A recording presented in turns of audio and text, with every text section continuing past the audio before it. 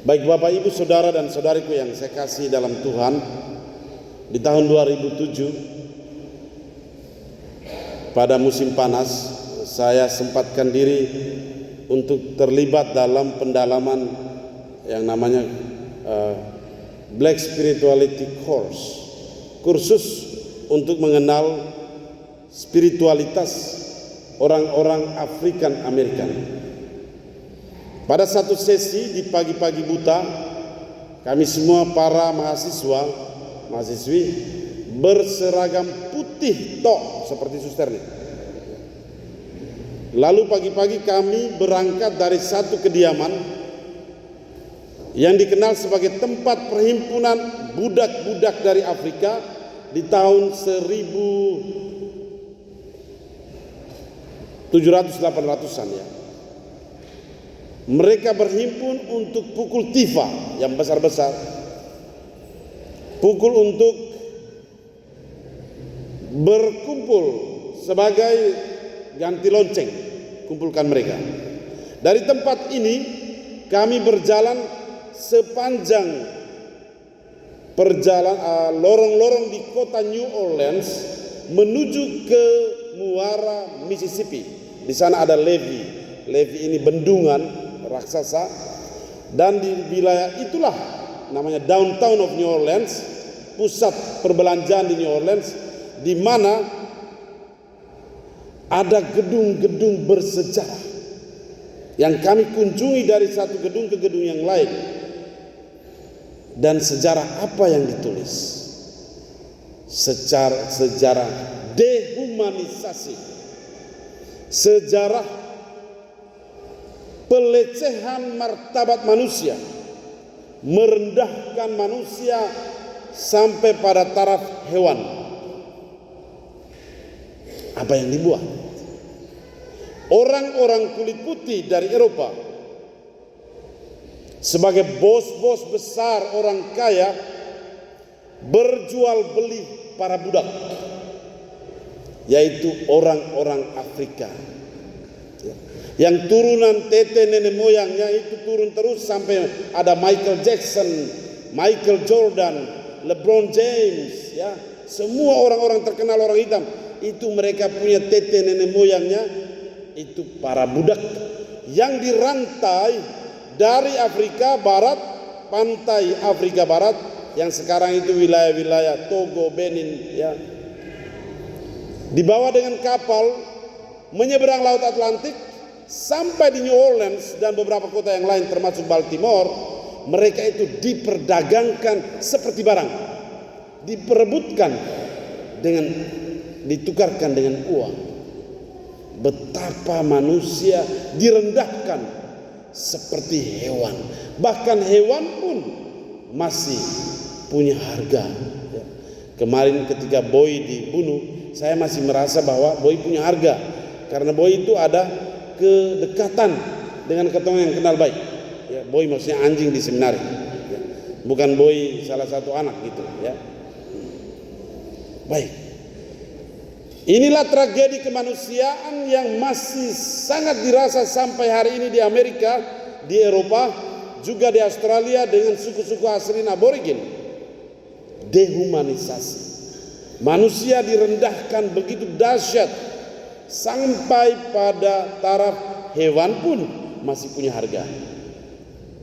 Baik saudara dan saudariku yang saya kasihi di dalam Tuhan, orang-orang kaya berinvestasi, mereka menanam modal, tetapi kasihan, yang mereka invest adalah manusia, budak, manusia diperdagangkan, direndahkan sampai pada taraf yang memprihatinkan. Hari ini kita mendengar teriakan Nabi Amos.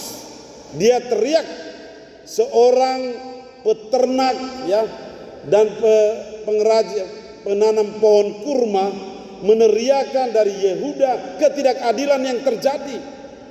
Orang miskin ditindas oleh sistem. Dan inilah yang diserukan oleh Nabi Amos. Jangan main-main dengan orang miskin. Hargailah mereka, angkat mereka. Angkat mereka. Nabi Amos sebenarnya sedang menyerukan agar manusia, mari kita berinvestasi, mari kita tanam modal yang benar untuk hari depan kita. Hari depan itu kapan? Hidup yang kekal. Tanam modal yang benar. Dan kita dengar di dalam Injil, seorang bendahara yang cerdik dipuji oleh tuannya, bukan Tuhan ya. Dia dipuji oleh tuannya. Mengapa? Karena dia cerdik, menyiapkan namanya masa depan spiritual. Yang kita dengar itu perumpamaan lebih kepada masa depan jasmani. Tapi dia sedang menabur budi. Di sini Injil tidak menekankan, Injil sama sekali tidak menekankan ketidakjujuran bendahara. Ingat, Injil tidak sedang menekankan ketidakjujuran bendahara. Injil menekankan bagaimana bendahara dia berinvest untuk masa depannya. Maka dia tabur budi, dia tanam budi, dia tanam budi. Dia potong semua utang piutang, sehingga ketika dia dipecat, orang-orang baik, budi yang telah ditanam dipetiknya.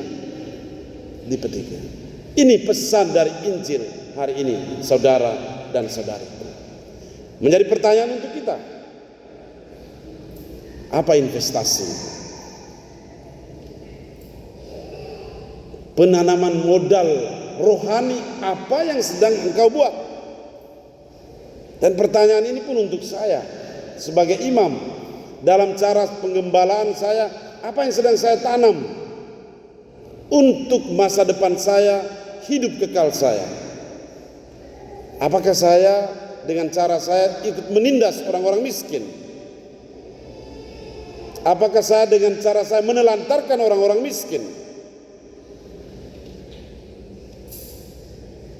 Saudara dan saudariku, pertanyaan yang baik untuk masing-masing kita renungkan. Memang kita bukan orang-orang kaya. Kita bukan orang-orang kaya. Kita orang biasa-biasa. Kita bukan orang-orang bermodal. Tetapi lebih berbahaya lagi ketika kita menginvest sesuatu yang salah. Ketika kita menanam modal yang salah. Kemiskinan di sini dapat diartikan sebagai orang-orang yang mungkin dipandang rendah dalam masyarakat. Orang-orang yang mungkin diremehkan, diisolasikan, dicerita dari mulut ke mulut, digosipkan.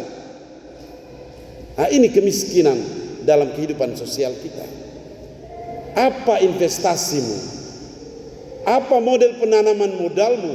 Modal spiritualmu? Investasi rohanimu seperti apa? Yang Bapak dan Mama, saudari dan saudaraku siapkan untuk hidupmu yang kekal.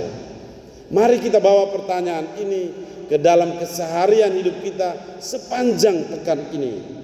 Semoga menjadi refleksi yang baik untuk sekurang-kurangnya mengubah cara berpikir, cara bertindak, cara berkata-kata kita.